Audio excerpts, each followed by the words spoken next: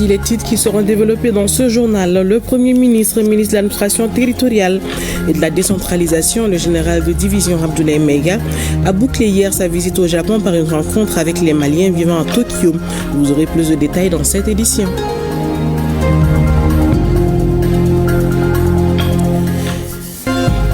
Dédicace à Bandiagara d'un livre intitulé Les aventures de Ogoyiri, la renaissance de Bandiagara pour guérir les blessures du terrorisme. Lundi 4 août 2025, mesdames et messieurs, bonjour et merci de suivre le RTM.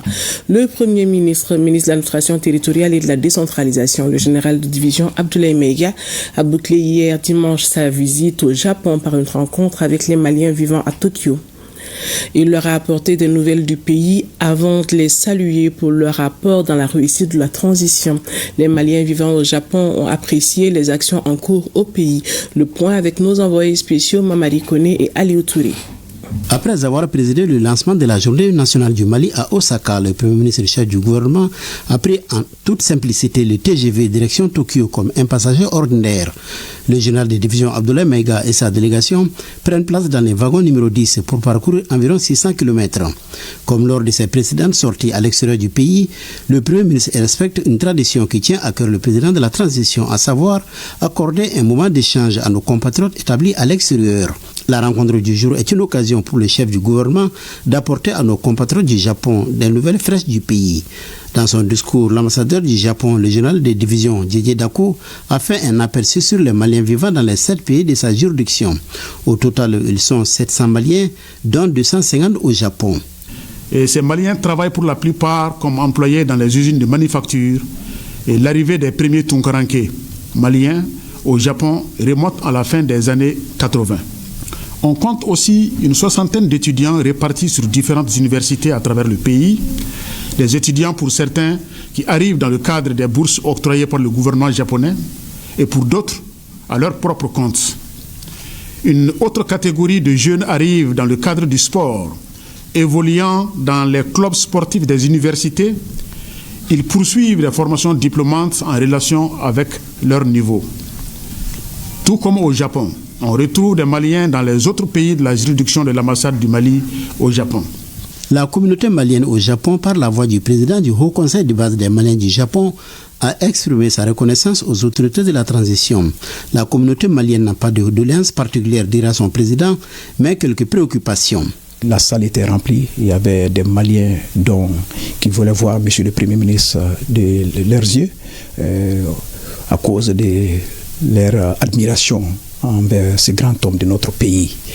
Beaucoup d'entre nous ont souhaité contribuer davantage au développement du Mali. Nous, la diaspora du Mali au Japon, nous soutenons la transition du Mali. Je répète, nous soutenons la transition du Mali. Nous soutenons la transition du Mali. En s'adressant à nos compatriotes en langue officielle bamana, le Premier ministre les a salués pour leur participation aux différentes assises qui ont conduit aux réformes en cours. Il leur a expliqué l'esprit de la Charte nationale pour la réconciliation, la place des Maliens établis à l'extérieur dans les plans d'action du gouvernement, ainsi que la création et les acquis de la Confédération des États membres de l'AES. Délégation ministérielle de l'État mission na dugu kokan a wajibile no vraiment communauté malienne be fanfa ka sega ou rencontrer gelambu ka sega o gelawdon ani so kunafuli ka sego fana duma so kunafuni akakanga fo vraiment ala barkala ambe basiki mun nanga jamana ko ambo siraka ka ga awre mun be japonia awre be sega misali chimandi chemalioma parce que yan jamana ngono burawiro muna que ka bo ka dugure chili la kana cheja seconde guerre mondiale be banque mamna oui bora gilamu fe kana wuro sirambe kro ka ge jita fo fro tala barako malien ani burkinabe ani nigérien vraiment bébé farabe en bébé bala abo fin fait latre aka vraiment ku daldon akwa activité là pour que vraiment ay siga sega basro ko sobe abe basro la nga jamana ko abe basro la lu fana ga jamana ko ma ka quand tout le monde qui les Maliens établis à l'extérieur,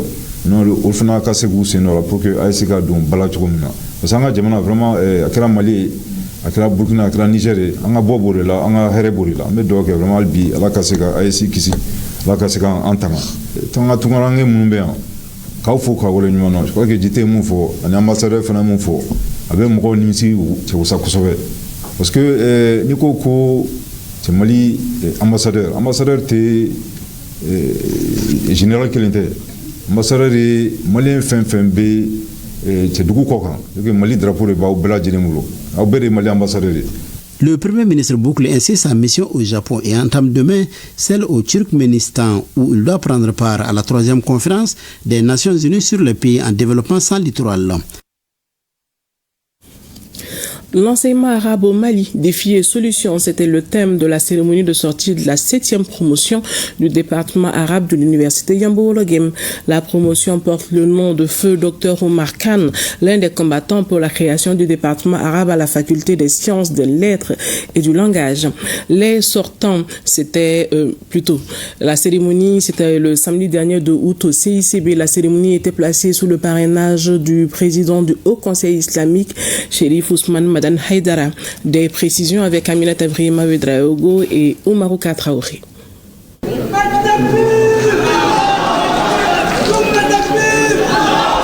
Dans cette salle bien animée par des invocations, des chants religieux et des bénédictions, environ 600 étudiants célèbrent l'obtention de leur licence en arabe. Un instant solennel qui couronne le parcours académique de ces impétrants, parfois parsemé d'embûches.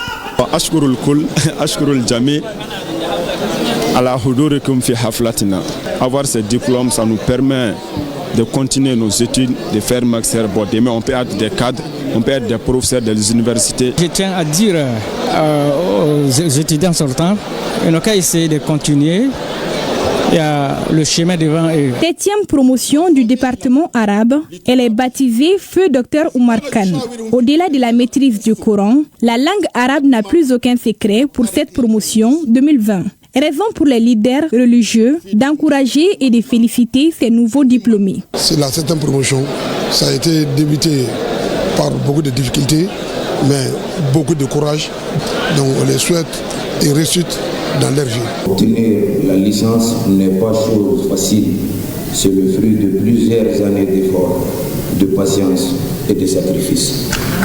Que ces diplômes ne soient pas seulement une récompense, mais aussi un point de départ vers un avenir rempli de succès. Ces nouveaux diplômés ont désormais un rôle essentiel à jouer dans le développement de la langue arabe au Mali. Tenue samedi dernier d'une rencontre des jeunes bois intitulée la rencontre de Nyamana. L'objectif était de permettre aux jeunes bois communément appelés Bobo de se connaître et promouvoir la solidarité et la paix entre eux. L'initiative est de l'association des jeunes bois du Mali, AGDM. Le compte rendu de Djamoutene Diakité et Tayeb Adjaviagoui. Les jeunes bois, communément appelés Bobo, prennent en main leur identité culturelle et œuvrent pour sa valorisation à travers cette rencontre organisée par l'Association des jeunes bois du Mali, AJBM. Cette association entend unir les jeunes bois pour inculquer les valeurs traditionnelles aux uns et aux autres et orienter les nouveaux étudiants et les ouvriers venus du Boitoun, c'est-à-dire la communauté bois. En tant que membre de l'association de l'AJBM, nous avons la responsabilité de promouvoir l'entraide, de partager nos compétences et d'apprendre les uns des autres. C'est en se serrant les coudes que nous pouvons lutter contre l'exclusion et construire une société plus juste. Les invités ont eu droit au débat sur la solidarité comme levier majeur pour la construction d'une société inclusive et sur l'impact de l'exode rural sur le développement socio-économique du terroir. Le principal objectif, c'est de créer un cadre de rencontre permettant aux jeunes ressortissants de la communauté Bo du Mali pour qu'ils puissent d'abord se connaître, échanger et réfléchir par rapport à des solutions à apporter aux différentes préoccupations qui sont les leurs. Surtout on parle d'exode rural. Vous savez tous qu'il y a beaucoup de jeunes bois qui quittent les villages pour venir à Bamako ou dans les grandes villes pour entre guillemets se chercher. Ils arrivent, ils sont souvent en perte de repère. Depuis 2003, elle est traditionnellement organisée par l'association Terre des Ancêtres. Mais après sa création en 2017, l'AJBM a décidé de prendre la relève. Les Guinéens sont appelés aux urnes le 21 septembre 2025 pour le référendum portant sur la nouvelle constitution du pays.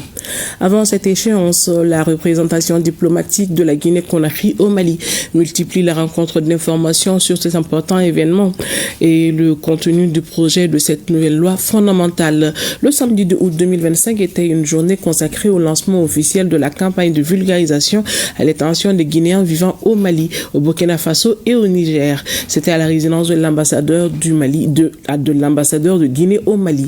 Le point avec notre reporter Kassim Diallo ou Marca Traoré.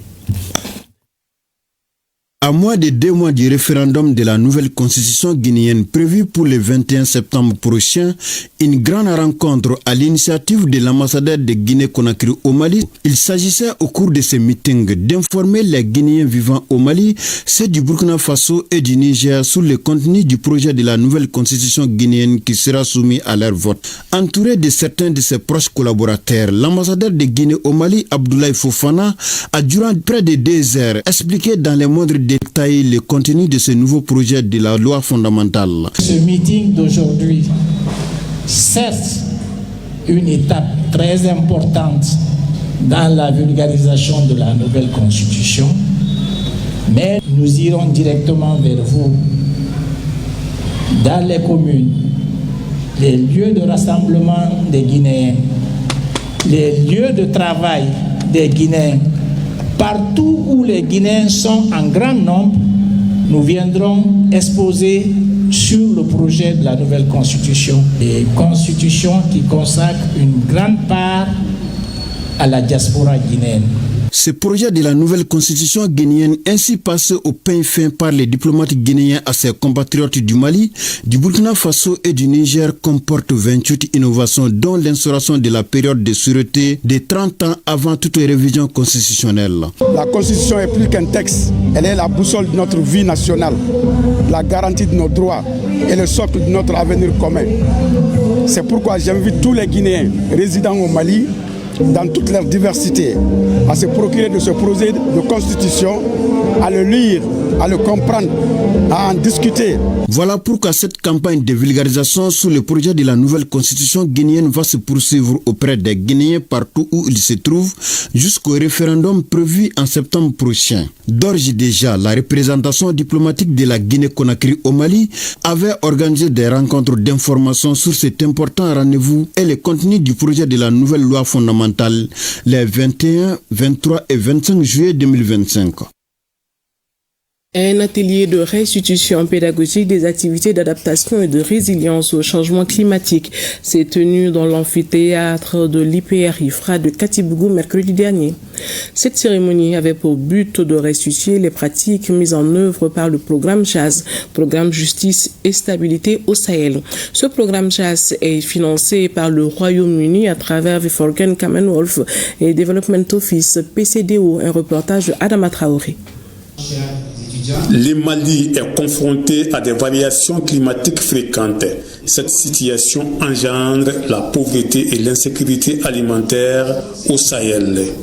Pour faire face à cette situation occasionnée par les défis climatiques, l'ONG Mercy Corps et l'IPR-IFRA de Katibougou se sont donné la main à travers la signature d'un protocole de coopération avec le programme JAS, entendé par la justice et stabilité au Sahel. Nous agissons sur les aspects de gouvernance, notamment de gouvernance foncière et de ressources naturelles, c'est-à-dire les questions d'accès à la terre, les résolutions des litiges fonciers. Nous travaillons aussi sur les questions de résilience climatique. Il s'agit par exemple de récupérer les sols qui sont appauvris, qui sont stériles. La présente atelier de restitution pédagogique des activités d'adaptation et de résilience au changement climatique s'inscrit dans la logique de récupération des terres dégradées, de la production des fertilisants en passant par la confection des foyers améliorés et des couveuses traditionnelles. C'est par votre engagement que nous pourrons construire des sociétés plus résilientes, plus durables et plus équitables. Impliquer les étudiants dans les activités de leur programme JAS, c'est-à-dire il s'agit un peu des activités de restauration, et de résilience, comme nous dit, des terres par rapport au changement climatique. C'est-à-dire pour un peu aller un peu à une agriculture intelligente, résiliente face aux effets néfastes du climat. Le programme Jazz est soutenu financièrement par le Royaume-Uni à travers Forum Commonwealth Development Office. Rappelons qu'au cours de cette restitution, des démonstrations ont été effectuées par les étudiants sur la pratique mise en œuvre par le programme Jazz. La direction de la Maison de la Femme de Ségou a initié ce jeudi un concours culinaire entre les jeunes filles des quartiers de Ségou. Cette activité qui vise la promotion de nos plats traditionnels se situe dans le cadre de la Journée panafricaine des femmes. La cérémonie était présidée par le préfet du cercle de Ségou. Les détails avec Abdourahmane Senkaré et Bassi Traoré. Un concours culinaire entre les jeunes filles des 6 quartiers du cercle de Ségou, notamment Missira Darsalam, Banani Sabakoro, Bagadaji, Lafiabougou et Pelengana Sud. Au total, 12 candidates en raison de 2 par quartier ont magnifié l'originalité de nos plats traditionnels. On a préparé Yassa, Fakoui, Oudjoula, Lafili, Ileiri au Grand. On a commencé avec les quartiers de Ségou. Donc après les quartiers de Ségou, on ira dans les villages, voire même dans les communes environnantes. Ce concours est une manière pour la Maison de la Femme de Ségou de célébrer la Journée panafricaine des femmes, une journée célébrée sous le thème « Faire avancer la justice sociale et économique pour les femmes africaines à travers les réparations ». Les réparations pour les crimes historiques et les atrocités de masse commises contre les Africains et les personnes d'ascendance africaine ont toujours fait partie du processus de décolonisation complète de l'Organisation de l'Unité africaine. Les préoccupations majeures des femmes du Haut-Mali relèvent des phénomènes d'actualité d'ordre mondial et singulièrement d'ordre continental. L'objectif fondamental visé consiste à mieux orienter les débats ainsi que les actions face aux différents défis dont l'Afrique, voire le monde entier, se trouve confronté. À l'issue du classement, Lafiabougou occupe la 3e place avec le plat du couscous communément appelé Nyugubalayele, Darsalam la 2e place avec le Yassa et Pelengana Sud la 1re place avec le Oudjila. Je vous l'annonçais dans les titres, dédicace à Bandiagara d'un livre pour guérir les blessures du terrorisme. Sous la présidence du sous-préfet central de Bandiagara, une cérémonie pleine d'émotions et d'engagement citoyen s'est tenue samedi dernier pour célébrer la sortie du livre Les aventures de Ogueyiri, la renaissance de Bandiagara. Une œuvre de 75 pages écrite sous forme de théâtre par Amadoun Haïdara. C'est un reportage de Adibou Koulibaly et Mahamadou Sidibé. Les aventures d'Oguiré met en scène les douleurs, les résistances et surtout l'espoir d'un peuple profondément affecté par les violences armées. En prenant la plume, Amadoun Haïdara affirme sa volonté de jouer sa partition dans la gestion des conflits en utilisant l'art comme levier de sensibilisation et d'appel à la paix. Dans ce livre, il y a des scènes qui ont été pratiquement lauréates. Une scène qui traitait un peu les situations entre les populations civiles et nos femmes, leur façon d'être traitées par les populations civiles, parce que lors de la crise, c'était également un des problèmes cruciaux, qui a été une scène qui a été lauréate pratiquement à Kita, dans le cadre d'un projet du consortium FAV. Ensuite, lors de la semaine régionale dernière, en 2023, il y a également une scène qui a été jouée ici par la troupe de Bayangara, qui fit également lauréate. Le maire et la marraine de l'événement ont salué la portée sociale et éducative de l'œuvre. L'œuvre que nous découvrons aujourd'hui est bien plus qu'un texte ou une pièce de théâtre. C'est un récit poignant, à la fois poétique et engagé, qui tisse avec brio les fils de notre sagesse ancestrale et des défis contemporains. Aujourd'hui, les aventures d'Oguiré, ainsi que tous les œuvres de pièces théâtrales qu'il a mis à la disposition des troupes de Bayangara, Amadoun a porté la voix de Bayangara, la voix de la paix, la voix de la cohésion sociale, la voix de la reconstruction d'une région de Bayangara déchirée pendant des années. Les invités voient en cette œuvre un cri du cœur pour la reconstruction sociale et identitaire du pays Dogon. Aujourd'hui, ce livre, je pense a trouvé le moyen de faire le lien entre l'émotion et les raisons. Et cela me paraît important que ça puisse venir encore d'un jeune. Ce livre traite de l'actualité du pays en général et particulièrement la situation qui prévalait ou qui prévaut à Bayangara. Ce livre est une ode à la paix, à l'union et à la cohésion en toutes les communautés. Par cette œuvre poignante, Amadoun Aïdara dresse un vivant plaidoyer pour la paix, la mémoire et la renaissance.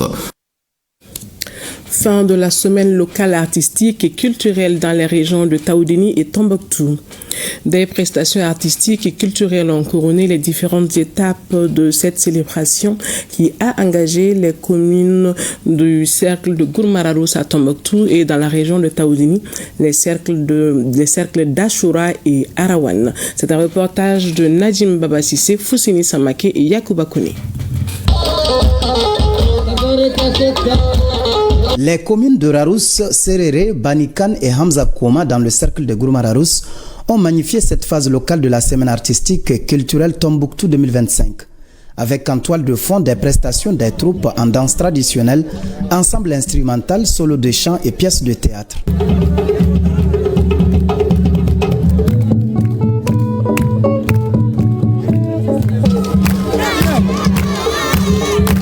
La commune de Rarous prend la tête du classement final, suivi de Serere et Banikan à la 3e place. Il n'y a pas de vainqueur, il n'y a pas de vaincu, mais c'est Rarous qui gagne.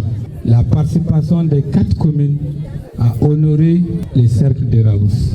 Parce que personne n'a pensé que compte tenu de toute la situation, que Hamza Koma, Serere et Banikan pourraient se présenter. Des hautes personnalités du cercle ont brillé par leur présence durant toutes les étapes de cette semaine locale pour témoigner de leur engagement en faveur du rayonnement de la culture. Je vous remercie pour tous les sacrifices et je vous rappelle que la préparation de la semaine régionale prévue en septembre 2025 exige encore de vous un don de soi pour porter haut les flambeaux de notre cher cercle.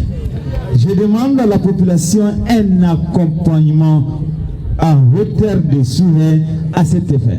Vous avez dignement répondu à l'appel de la patrie pour magnifier notre riche patrimoine culturel et artistique à travers chants et danses.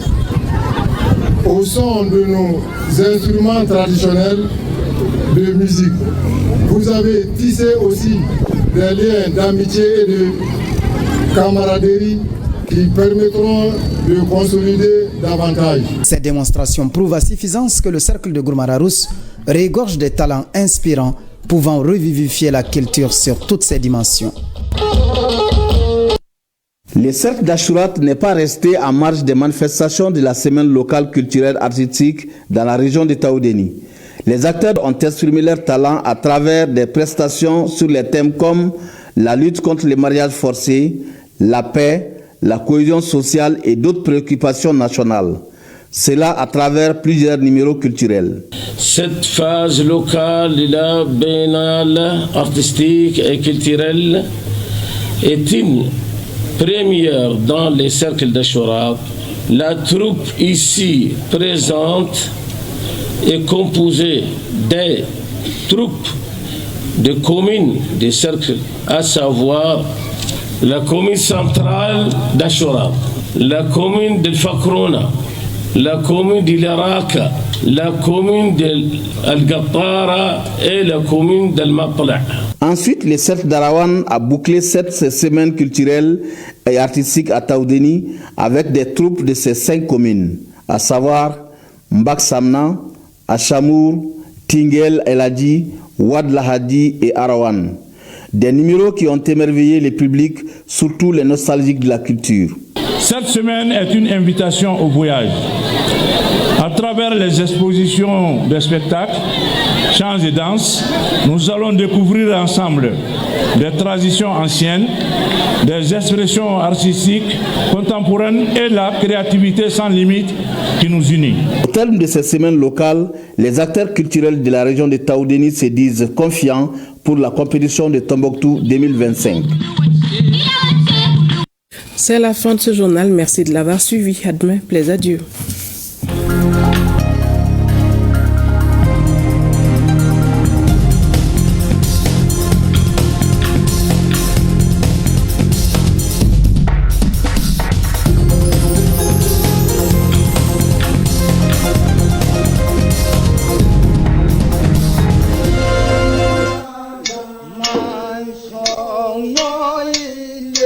Kawa,